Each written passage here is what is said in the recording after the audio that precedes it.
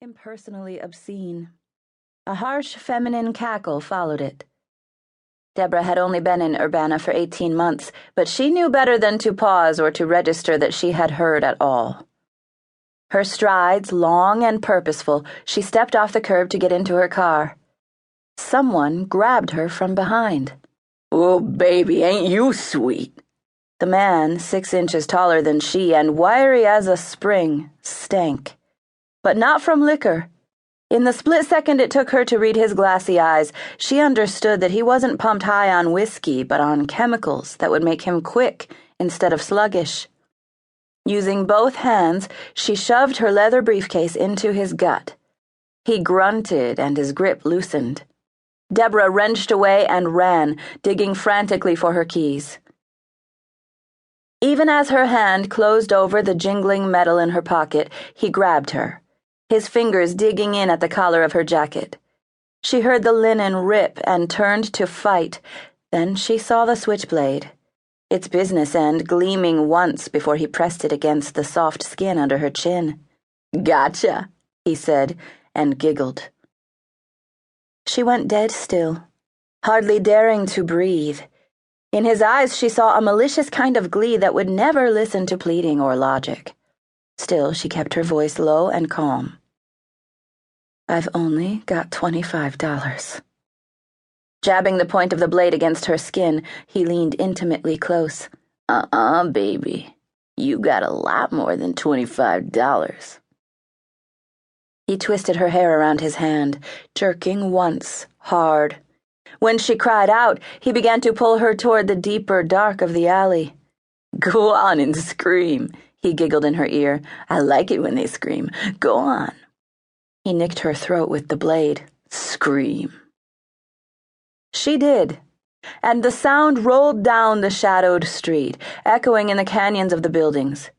In doorways, people shouted encouragement to the attacker. Behind darkened windows, people kept their lights off and pretended they heard nothing. When he pushed her against the damp wall of the alleyway, she was icy with terror. Her mind, always so sharp and open, shut down. "Please," she said, though she knew better. "Don't do this." He grinned. "You're going to like it." With the tip of the blade, he sliced off the top button of her blouse. "You're going to like it just fine." Like any strong emotion, fear sharpened her senses. She could feel her own tears, hot and wet on her cheeks, smell his stale breath and the overripe garbage that crowded the alley. In his eyes, she could see herself pale and helpless. She would be another statistic, she thought dully. Just one more number among the ever-increasing victims. Slowly, then with increasing power, anger began to burn through the icy shield of fear. She would not cringe and whimper. She would not submit without a fight. It was then she felt the sharp pressure of her keys. They were still in her hand, closed tight in her fist. Concentrating, she used her thumb to push the points between her stiff fingers. She sucked in her breath, trying to channel all of her strength into her arm. Just as she raised it, her attacker seemed to rise into the air, then fly, arms pinwheeling into a stand of metal garbage cans. Deborah ordered her legs to run. The way her heart was pumping, she was certain she could be in her car, doors locked, engine gunning, in the blink of an eye. But then she saw him. He was all in black. A long, lean shadow among the shadows. He stood over the knife-wielding junkie, his legs spread, his body tensed. "Stay back," he ordered when she took an automatic step forward. His voice was part whisper, part growl.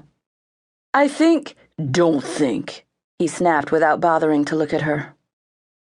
Even as she bristled at his tone, the junkie leaped up, howling, bringing his blade down in a deadly arc. Before Deborah's dazed and fascinated eyes, there was a flash of movement, a scream of pain, and the clatter of the knife as it skidded along the concrete. In less than the